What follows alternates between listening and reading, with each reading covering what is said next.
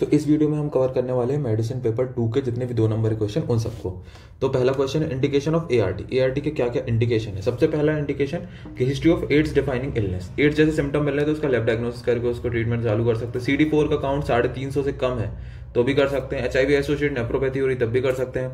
Hepatitis B के साथ इसका को इन्फेक्शन हो गया HIV का तब भी अपन इनिशिएट कर सकते हैं, है ना। जब भी HIV डायग्नोस होता है तब ही करना है, ऐसा नहीं कि जब थोड़ी कंडीशन खराब होने लगेगी तब करेंगे आरटी, ठीक है। तो ये उसको बताने के लिए 4 बना दिया अलग से। फिर आता है ट्रीटमेंट ऑफ स्यूडोमेम्ब्रेनस कोलाइटिस।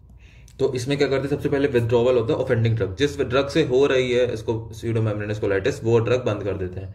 फिर ओरल और इंट्रावीनस रिहाइड्रेशन करते हैं। ओरल मेट्रोनिडाजोल स्टार्ट करते हैं। ओरल वैनकोमाइसिन स्टार्ट करते हैं। प्रोबायोटिक थेरेपी देते हैं। एंटी मोटिलिटी ड्रग देते हैं। और आखिरी में अगर सर्जरी करनी पड़े तो कोलेक्टोमी करते हैं सीवियर केस में। फिर ट्रीटमेंट ऑफ हाइपरथायरॉइडिज्म। हाइपरथायरॉइडिज्म में क्या करेंगे, एंटी थायरॉइड ड्रग्स देंगे, ठीक है।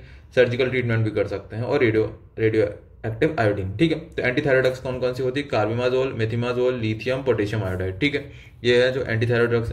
सर्जिकल में सब टोटल थायरॉइडक्टोमी, टोटल थायरॉइडक्टोमी सर्जरी के नाम, ठीक है, आपको सर्जरी से याद ही होंगे।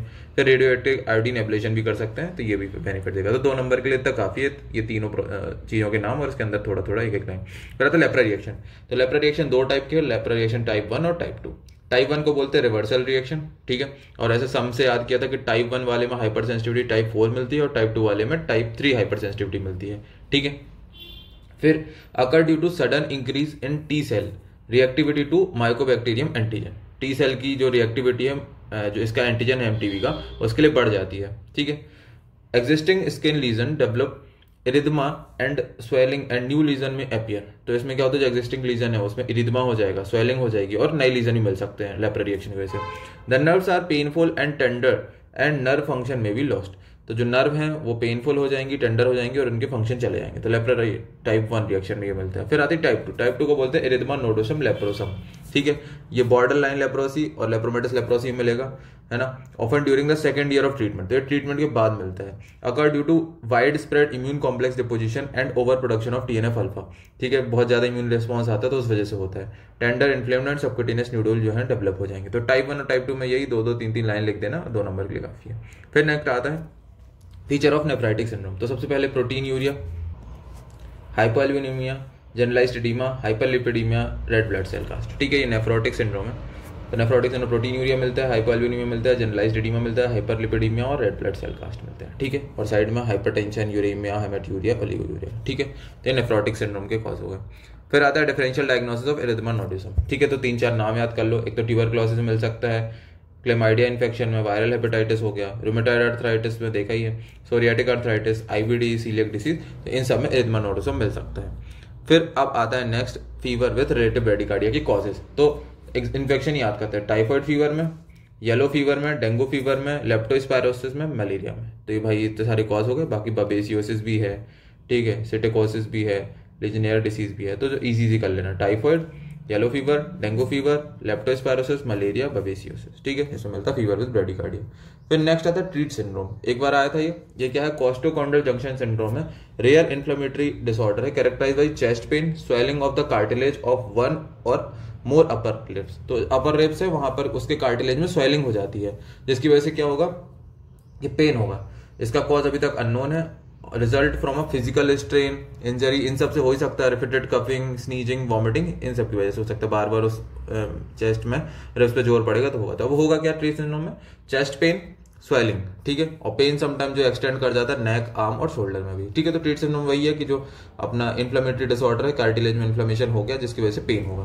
फिर आता है ट्रीटमेंट ऑफ हर्पीज जोस्टर। सबसे पहले ओरल एसाइक्लोविर देते हैं, और भी ड्रग्स है वेलसाइक्लोविर, ये भी यूज कर सकते हैं। फिर पेन को एनाल्जेसिक से कंट्रोल करेंगे और कैलामाइन लोशन लगाते हैं। तो सिंपल सा ट्रीटमेंट, एंटीवायरल ड्रग दे दी एसाइक्लोविर, वेलसाइक्लोविर, पेन के लिए एनाल्जेसिक दे दी और कैलामाइन लोशन लगाते हैं। 3 चीजें सिंपल। फिर स्टेज ऑफ ल्यूपर नेफ्राइटिस एक बार पूछा था, तो पहली स्टेज का नाम है मिनिमल मेसेंजियल लूपस नेफ्राइटिस। तो मिनिमल मेसेंजियल लूपस नेफ्राइटिस। अगले का नाम है मेसेंजियल प्रोलिफरेटिव लूपस नेफ्राइटिस। दो को साथ में याद रखना, मिनिमल मेसेंजियल, मेसेंजियल प्रोलिफरेटिव। अगला है फोकल डिफ्यूज। फिर अगला है मेम्ब्रेनस एडवांस स्क्लेरोसिस। तो ऐसी नाम, minimal mesangial lupus nephritis, mesangial proliferative lupus nephritis, focal lupus nephritis, diffuse lupus nephritis, membranous lupus nephritis, advance sclerosis lupus nephritis, ठीक है। 2 के सेट में याद कर लेना। फिर 4 कॉजेज ऑफ मेटाबॉलिक तो इसमें सबके कॉज लिखे हैं, metabolic acidosis, alkalosis, respiratory acidosis, respiratory alkalosis. तो मेटाबॉलिक एसिडोसिस में नगमा और हगमा होता है। नगमा नॉर्मल एनाइन गैप और हाई एनाइन गैप होता है। तो नगमा में आता है डायरिया, आरटी या रीनल फेलियर, और हगमा में आता है यूरेमिया, डीके, आयरन, लैक्टेट ना, लैक्टिक एसिडोसिस ना, ये सब इथाइलिन ग्लाइकोल की पॉइजनिंग है ना। तो इन सब में जो आएगा एसिडोसिस। ठीक है, 4 नाम हो जाए, एल्कोलोसिस, वॉमिटिंग, लूप डायरेटिक्स और हाइपर एल्ड्रोस्टेनिज्म। ठीक है, तो ये सब आ जाएंगे, और रेस्पिरेटरी का भी देख लेना। तो मेनली मेटाबॉलिक एल्कोलोसिस और एसिडोसिस ही पूछते हैं, तो इन दोनों के कम से कम 2-3 कॉज याद होने चाहिए।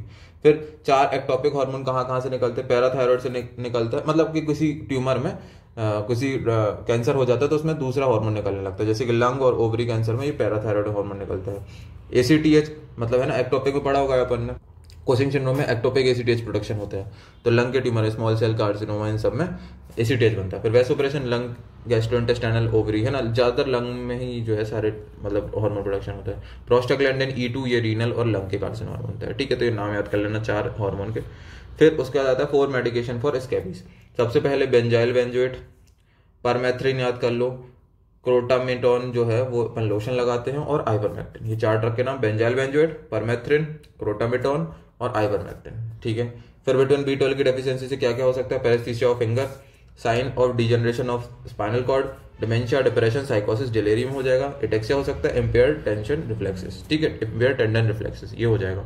फिर आता है 4 सेक्सुअली ट्रांसमिटेड डिसीज, जो कि जेनेटल अल्सर मिलता है, जिसमें सेंक्रोइड, सिफिलिस, हर्पीज, LGV और डोना वेनोसिस। ठीक है, तो ये 4 ही पूछे तो 4 इजी वाले कर लो, डोना वेनोसिस मत करो। सेंक्रोइड, सिफिलिस, हर्पीज, LGV। फिर नेक्स्ट आता है 4 एंटी रेट्रोवायरल ड्रग्स, तो जिडोविडिन, डिडेनोसिल, लेमिविडिन, नेविरापिन, इफेविरिन, जो भी याद हो 4 लिख देना। फिर 4 अपॉर्चुनिस्टिक इन्फेक्शन के नाम, तो सबसे पहले से इससे भी याद कर लो, 500 जब CM वो होगा CD4 का काउंट, तब फंगल इन्फेक्शन, HSV हो सकता है। 400 पे पहुंचेगा तो कापोसी सार्कोमा, 300 पे हेयरी सेल ल्यूकेमिया मिलता है, ट्यूबरक्लोसिस मिलता है, 200 में क्रिप्टोकोकस टॉक्सोप्लाज्मोसिस मिलता है, 50 में MAC CMV मिलता है। ठीक है, तो ये आपको ग्राफ थोड़ा बहुत याद होना चाहिए, क्योंकि अपॉर्चुनिटी सेक्शन में अलग से भी क्वेश्चन आ सकता है, और एड्स में भी पूछते हैं। फिर causes of delirium in the elderly person, तो acute withdrawal of alcohol, systemic disease जैसे कि liver failure, renal failure, sepsis में हो सकता है, डिप्रिवेशन ऑफ ऑक्सीजन जैसे कि हाइपोक्सिया और एस्टीमा, इन सब केस में डिलीरियम हो सकता है। फिर parenteral nutrition, nutrition given by IV routes, routes of delivery क्या क्या, पेरिफेरल पेरेंटल न्यूट्रिशन और TPN, टोटल पेरेंटल न्यूट्रिशन। तो PPN में क्या करते हैं अपन कि पेरिफेरल वीन से अपन देते हैं न्यूट्रिशन, तो शॉर्ट टर्म न्यूट्रिशन 2 वीक के लिए लगभग देना है, तो PPN प्रेफर्ड रहता है। और ये क्या है कि सेंट्रल वीनस एडमिनिस्ट्रेशन को अवॉइड करते हैं, मतलब अगर सेंट्रल वीनस सिस्टम में अपन डाल रहे हैं तो कॉम्प्लिकेशन बहुत ज्यादा हो सकते हैं, तो उसके कॉम्प्लिकेशन को अवॉइड करता है। और थ्रोम्बोफ्लेबाइटिस तो होता ही है ना। सेंट्रल वीन में कौन सी प्रेफर्ड रहती है अपनी? Subclavian Wien. फिर नेक्स्ट आता है हेमेट्यूरिया, तो हेमेट्यूरिया का क्या क्या कॉजेज होते हैं वो पूछे थे। तो हेमेट्यूरिया सबसे पहले 2 टाइप की होती है, मैक्रोस्कोपिक, माइक्रोस्कोपिक। मैक्रोस्कोपिक में विजिबल दिखेगी क्रॉस एग्जामिनेशन में, माइक्रोस्कोपिक में 3 या 3 से ज्यादा RBC देखे हाई पावर फील्ड में। ठीक है, क्या क्या कॉज हो सकते हैं? Trauma, tuberculosis, carcinoma, prostate carcinoma, BPH, kidney stone, ureteric neuroplasm infection. तो कोई भी जो यूरिटरी पाथवे अपना यूरिनरी पाथवे उसमें कहीं भी दिक्कत होगी तो उससे हो सकता है। ठीक है, तो अब नेक्स्ट है साइकोसिस, presence of mental state where perception या फिर appreciation of reality is impaired as evident by the presence of psychotic symptoms such as delusion, hallucination, mood disturbance and bizarre behaviour. ये सारे सिम्टम्स प्रेजेंट रहते हैं जो कि दर्शाते हैं कि उसकी परसेप्शन और रियलिटी जो है वो इम्पेयर्ड हो चुकी है। ठीक है, पॉजिटिव सिम्टम में आते हैं सबसे पहले डिल्यूजन, हेलुसिनेशन। नेगेटिव में फ्लैट इफेक्ट, मतलब कि उसकी इफेक्टिव फ्लैट मतलब कोई इमोशन नहीं रहते हैं। Poverty of thought, lack of motivation, social withdrawal. ठीक है, मूड सिम्टम में डिप्रेशन और मेनिया मिल जाएगा। ठीक है, एंजाइटी, एग्रेशन, ये सब भी मिल सकता है। मैनेजमेंट में क्या करेंगे अपन? एंटीसाइकोटिक ड्रग देंगे, क्लोरप्रोमाजिन, हेलोपेरिडोल, क्लोजापिन और ओलेजापिन। ठीक है, तो ये सारे जो है अपन साइकोसिस में लिख सकते हैं ना, सिंपल उसकी डेफिनेशन, उसके पॉजिटिव नेगेटिव सिम्टम और treatment. Contact dermatitis, eczema is not a specific disease entity but a characteristic inflammatory response of the skin to the exogenous agent. ठीक है, कॉन्टैक्ट डर्मेटाइटिस में क्या होता है कि एक्सोजीनस एजेंट से रिस्पॉन्स आता है अपने स्किन से। इरिटेंट कॉन्टैक्ट एक्जिमा जैसे कि एल्कली, एसिड, सॉल्वेंट, इन सब की वजह से क्या है इरिटेंट हो जाए स्किन और फिर एक्जिमा शो करे। एलर्जिक एक्जिमा क्या, कोई एलर्जन है ना, या कोई एंटीजन है जिसकी वजह से अपनी स्किन जो है एलर्जी शो करती है, तो उसकी वजह से भी एलर्जिक एक्जिमा हो सकता है। Eczema occur whenever the allergen contact the skin. तो दो फेज मिलते हैं। एक्यूट फेज में क्या होगा? इडिमा, एरिथमा, वेसिकुलर फॉर्मेशन होगा। क्रॉनिक फेज में स्केलिंग, लाइकेनिफिकेशन और एक्सोरिएशन ऑफ द स्किन हो जाएगा। ठीक है, पहले में रिएक्ट कर रही है, दूसरे में फिर उसने पूरा उसको क्या कर दिया, हार्ड कर दिया स्किन को। फिर नेक्स्ट आता है ऑर्गन डोनेशन में, क्या ऑर्गन डोनेशन के लिए शॉर्ट नोट आया था, तो ये ऑर्गन डोनेशन का पढ़ लेना। ठीक है, तो कुछ खास नहीं है। फिर आता है लिडल सिंड्रोम, तो इसमें क्या होता है? लो रेनिन हाइपरटेंशन होता है। ऑटोसोमल डोमिनेंट कंडीशन है। इसमें क्या होता है, ईनेक जो है ये चैनल है, इसका जो है एग्जिबिट गेन इन फंक्शन हो जाता है। तो इसकी वजह से क्या होगा, इन्हें का काम होता है कि सोडियम और वाटर का रिएब्जॉर्प्शन करना और पोटेशियम को बाहर फेंकना। तो अगर इसका फंक्शन बढ़ जाएगा तो सोडियम अंदर आएगा, वाटर ज्यादा आएगा तो हाइपरटेंशन होगा और हाइपोकैलेमिया हो जाएगी। ठीक है, फिर in Liddle syndrome aldosterone level are decrease. तो एल्डोस्टेरोन को कोई मतलब नहीं, इन्हें खुद ही अपने वजह से तेज ज्यादा काम कर रहा है, तो नेगेटिव फीडबैक कारण एल्डोस्टेरोन कम होगा। ठीक है, लेकिन हाइपरटेंशन रहेगा, तो इसलिए इसको क्या बोला, लो रेनिन हाइपरटेंशन। ठीक है, रास की एक्टिविटी भी कम होगी, एल्डोस्टेरोन भी कम रहेगा, रेनिन भी कम रहेगा, लेकिन तब भी जो है हाइपरटेंशन बना रहेगा। तो इसका ड्रग में क्या अपन ट्रीटमेंट क्या देते हैं, अमाइलोराइड देते हैं। ठीक है, फिर नेक्स्ट आता है मीजल्स। मीजल्स किसकी वजह से होता है, पैरामिक्सो वायरस की वजह से होता है, आरएनए वायरस है, ड्रॉपलेट इन्फेक्शन। इसका इंक्यूबेशन पीरियड लगभग 10 दिन है और पीरियड ऑफ इन्फेक्टिविटी की रहती है 4 days before and 2 days after the onset of rash. जब भी रैश होता है उसके 4 दिन पहले और 2 दिन बाद तक जो है इसके पीरियड ऑफ इन्फेक्टिविटी है। फिर क्लिनिकल फीचर सबसे पहले आता है कैटरल स्टेज। कैटरल स्टेज जो है highly infective during this stage, बहुत ज्यादा इन्फेक्टिव है, दूसरों को इन्फेक्शन फैला सकता है। Febrile onset with nasal catarrh, sneezing, conjunctival redness, watering of eye, photophobia, conjunctivitis, malaise, irritability and cough. तो यही वाली स्टेज है जिसमें सारे सिम्टम आ रहे हैं, वाटरिंग हो रही है आई से, कंजक्टिवल रेडनेस है, ये सब है। फिर एक मोस्ट स्पेसिफिक फीचर जो है कॉप्लिक स्पॉट, जो इसमें मिलता है स्मॉल रेड इरेगुलर लीजन मिलते हैं बकल म्यूकोसा में। ठीक है, कॉप्लिक स्पॉट मिलेंगे। फिर कैटरल स्टेज के बाद आता है एक्जेंथेमेटिस स्टेज। तो इसमें क्या होता है, रेड मैक्युलोपिलर रैश मिलते हैं। ठीक है, पहले कहाँ मिलेंगे, ईयर फोरहेड में, फिर धीरे धीरे नीचे आ जाते हैं तो फेस, नेक, ट्रंक और फीट इधर पे भी आ जाते हैं। ठीक है, मलेस एंड फीवर जो है सबसाइड हो जाता है जैसे कि रेस्ट चला जाता है, रेस्ट के बाद जो है फीवर और वो सब चले जाता है। फिर उसके बाद आता है complication, bronchiolitis, pneumonia, corneal ulcer, conjunctivitis, ये सब हो जाएगा। ट्रीटमेंट सपोर्टिव देते हैं जनरली, और क्या देते हैं अपन, इंट्रावेंट्रिकुलर इंटरफेरोन अल्फा देते हैं। ठीक है, जिससे कि थोड़ी इंफ्लेमेटरी रिस्पॉन्स कम हो। फिर नेक्स्ट आता है H1N1 इन्फेक्शन, जिसको स्वाइन फ्लू भी बोलते हैं। ठीक है, स्वाइन फ्लू इसलिए बोलते हैं क्योंकि ऐसा सोचते हैं कि पिग से ओरिजिनेट हुआ है ये। ठीक है, H1 जो है मेनली यंगर पर्सन को इफेक्ट करता है। H1N1 का ट्रांसमिशन किससे होता है, contact exposure, droplet spray exposure और एयरबॉर्न एक्सपोजर। ठीक है, क्लिनिकल फीचर में क्या है, इंक्यूबेशन पीरियड जो इसका 1 से 7 दिन हो सकता है। Fever, cough, myalgias, watery diarrhoea, dyspnoea, cyanosis, haemoptysis और चेस्ट पेन, ये सब उसके क्लिनिकल फीचर हैं। डायग्नोसिस किससे करोगे, RT-PCR, viral culture, 4-fold increase हो जाए H1N1 वायरस में किसी भी मतलब उसके ब्लड या सीरम में, तो भी रैपिड एंटीजन टेस्ट। तो ये सारे टेस्ट हो गए। फिर ट्रीटमेंट में अपन मेविर ही देते हैं सारे, तो जानामेविर, पैरामेविर। ठीक है, ये ड्रग्स के नाम हो गए, फिर मतलब antiviral. IV fluid, parenteral nutrition, oxygen therapy, antibiotic, PCM for fever, myalgia and headache. तो ये सपोर्टिव ट्रीटमेंट हो गए। फिर अब 4 causes of metabolic alkalosis acidosis सब बता ही चुका, पहले ऊपर लिखा हुआ। फिर हाइपरकैलेमिया के 4 कॉजेज क्या कर सकते हो। पहले हाइपरकैलेमिया क्या हो रहा है कि मतलब पोटेशियम ज्यादा रिटेन रहता है, acute renal failure, severe CRF। ठीक है, इसमें क्या होगा कि पोटेशियम जो है एक्सक्रीट होता है जनरली, तो एक्सक्रीट नहीं हो पाएगा, तो इसकी वजह से बढ़ जाएगा। Excessive intake of IV fluid containing potassium, high potassium food, ये सब खा लिया, सी फूड वगैरह पोटेशियम बहुत ज्यादा होता है, ये खा लिया तो इसकी वजह से हाइपरकैलेमिया हो सकता है। टिश्यू ब्रेकडाउन होता है जब भी सेल से बाहर पोटेशियम निकलेगा तो उस वजह से पोटेशियम बढ़ सकता है, जैसे haemolysis, Burns, tumour lysis syndrome. ठीक है, पोटेशियम जो है शिफ्ट हो जाए, जैसे कि इंसुलिन की डेफिशिएंसी, इंसुलिन क्या करता है, पोटेशियम को अंदर फेंक देता है, अगर इंसुलिन की डेफिशिएंसी पोटेशियम बाहर हो जाएगा। ठीक, एसिडोसिस।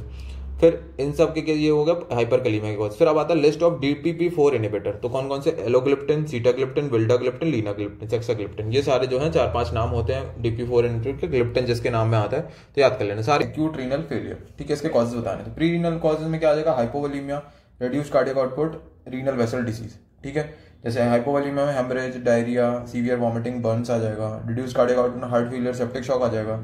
रीनल वेसल डिसीज में रीनल आर्टरी ऑब्स्ट्रक्शन आ जाएगा। फिर ऐसे ही रीनल कॉज में glomerular disease, vascular disease, acute tubulo intestinal nephritis. ठीक है, फिर next clinical feature of hypothyroidism, तो थायराइड में एनलार्जमेंट ऑफ ग्लैंड हो जाए, रिप्रोडक्टिव में मेनोरेजिया, इनफर्टिलिटी, इंपॉर्टेंस। उसके बाद हेमेटोलॉजिकल में अनीमिया, डर्मेटोलॉजिकल में माइक्सिडेमा, एलोपेसिया, विटिलिगो, न्यूरोमस्कुलर में अपना muscle stiffness, carpal tunnel syndrome, deafness, ये सारे। तो बहुत सारे क्लिनिकल फीचर वैसे तो हाइपोथायराइडिज्म के मेल में लिख देना। फिर उसके बाद सिजोफ्रेनिया में ड्रग्स कौन कौन सी देते हैं, तो फ्लूफेनाजिन, क्लोजापिन, ओलिंजापिन, रेस्पेरिडोन और फ्लूपेंथिक्सोल। तो ये 5 ड्रग्स हो गई। फिर उसके बाद आता है 4 complication of obesity, coronary artery disease, type 2 diabetes mellitus, hypertension, stroke, breast और endometrial cancer, varicose vein, depression, osteoarthritis. ठीक है, तो मतलब कोई भी जनरल लिख देना, कुछ जरूरी नहीं है। फिर उसके बाद आता है 4 ड्रग्स ट्रीटिंग एनाफिलेक्सिस के लिए। कौन सी 4 ड्रग्स, तो एपिनेफ्रिन, रेनिटिडिन, डाइफेनाइलएट्रोमीन, ग्लूकागोन और हाइड्रोकोर्टिसोन। ठीक है, इनमें 4 कर देना। डाइफेनाइलएट्रोमीन टफ लगे तो इसको छोड़ देना। ठीक है, ग्लूकागोन, रेनिटिडिन, एपिनेफ्रिन और हाइड्रोकोर्टिसोन। फिर आता है ट्रीटमेंट ऑफ बुलस पेम्फिगॉइड, तो कॉर्टिकोस्टेरॉइड, टेट्रासाइक्लिन, डेप्सोन, ये है एंटी इंफ्लेमेटरी। और इम्यूनोसप्रेसेंट में एजाथियोप्रिन, मिथोट्रेक्सेस, साइक्लोफॉस्फेमाइड। ठीक है, फिर नेक्स्ट क्वेश्चन आता है एनोरेक्सिया नर्वोसा। तो ईटिंग डिसऑर्डर है जिसमें क्या होता है, immoderate food restriction, inappropriate eating habits. तो होता क्या है कि जो इसमें परसेप्शन ऑफ रियल मतलब खुद की इमेज है वो ऐसा लगता है कि उसे बहुत मोटा है। डिस्टर्बेंस ऑफ बॉडी में, the way they perceive their body, जो अपने बॉडी को परसीव करते हैं उनको ऐसा लगता है कि बहुत ज्यादा मोटे हैं, तो इस वजह से वो खाते नहीं है। तो excessive fear of weight gain, तो इस वजह से क्या हो जाएगा, वो खाना नहीं खाएंगे, तो उसकी वजह से क्या होगा, माल न्यूट्रिशन। तो medical sign and symptom of starvation such as amenorrhoea, amenorrhoea तक उनमें होने लगता है, इतना ज्यादा वो मतलब खाना कम कर देते हैं। Usually seen in adults and females, it is a misnomer. Poor sexual development होगा, एंडोक्राइन एब्नॉर्मलिटी होगी। ट्रीटमेंट में क्या करेंगे, एसएसआरआई देंगे और क्या देंगे अपन, साइप्रोहेपेटाडीन, ठीक है। मेन एसएसआरआई याद कर लेना, ये तो पता नहीं कौन सी ड्रग है। फिर नेक्स्ट आता है effect of alcohol on nervous system.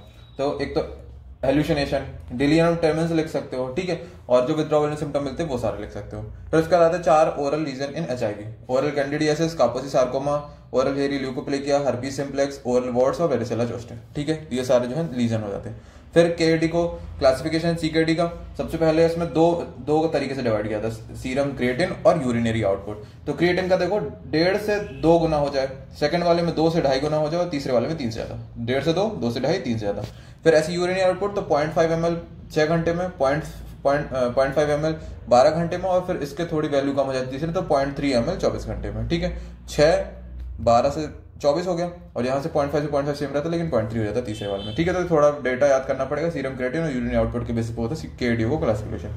फिर आते हैं 4 ड्रग्स बताओ जो कि ट्रीटमेंट लेप्रोसी की यूज होते हैं। रिफेम्पिसिन, क्लोफाजेमिन, वंस अ मंथ देते हैं एक बार, और डेप्सोन क्लोफाजेमिन पूरे महीने चलती है। फिर 4 drugs used in the treatment of proteinuria. तो ACE inhibitor, ARBs, diuretic, loop diuretics, ठीक है, मतलब मेनली जो लूप डायरेटिक्स वो यूज करते हैं अपन। फिर कैल्शियम चैनल ब्लॉकर, तो ये 4 ड्रग्स हो गई। फिर सेकंड लाइन ट्यूबरक्लोसिस की ट्रीटमेंट वो बताया कि 4 ड्रग्स बताओ, ओफ्लॉक्सिसिन, मॉक्सीफ्लॉक्सिसिन, लीवोफ्लॉक्सिसिन, इंजेक्टेबल में कैप्रियोमाइसिन, कैनामाइसिन, बेटाक्लोरिन, ठीक है। फिर नेक्स्ट आता है कि 4 ड्रग्स जो कि सोरियासिस के ट्रीटमेंट, तो इसकी ड्रग्स है मीथोट्रेक्सर, साइक्लोस्पोरिन, एसीट्रेटिन और इन्फ्लिक्सिजुमैब, ठीक है। फिर 4 कॉम्प्लिकेशन प्लाज्मोडियम फैल्सिफेरम के, cerebral malaria, acute renal failure, liver damage, respiratory distress, jaundice, acidosis, DIC, severe anaemia, ठीक है। तो 4 में से जितने भी 4 लिख लेना। फिर फंक्शन क्या है स्किन के 4 पूछे थे, तो temperature regulation, vitamin D synthesis करता है, क्यूटेनियस सेंसेशन में मदद करता है, मतलब है ना, पेन, हीट, इन सब की सेंसेशन ले जाने में मदद करता है, ब्लड रिजर्वर है, और एक्सक्रीशन का भी काम करता है ना। फिर उसके बाद आता है कि 4 causes of superior vena cava syndrome. तो होता क्या है कि कोई भी ऐसी चीज जो कि सुपीरियर वेना कावा को कंप्रेस करे तो उसको क्या बोलते हैं, सुपीरियर वेना कावा सिंड्रोम। उसके वजह से अलग अलग मैनिफेस्टेशन होंगे। तो कौन कौन सी, एओर्टिक आर्च एन्यूरिज्म, थ्रोम्बोसिस, उसके बाद सेंट्रल वीनस कैथेटर की वजह से भी हो सकता है कि सुपीरियर वेना कावा कंप्रेस है, ब्रोंकियल कार्सिनोमा, रेट्रोस्टेनल गोइटर, लिम्फोमा और ट्यूबर। फिर 4 कॉम्प्लिकेशन ऑफ एंट्रिक फीवर, तो उसमें आता है toxaemia, DIC, myocarditis, pneumonia, hepatitis, haemorrhage, dehydration, meningitis. तो ये सारे जो हैं अपने 2 नंबर के क्वेश्चन थे, यही मेनली पूछे जाते हैं। Thank you.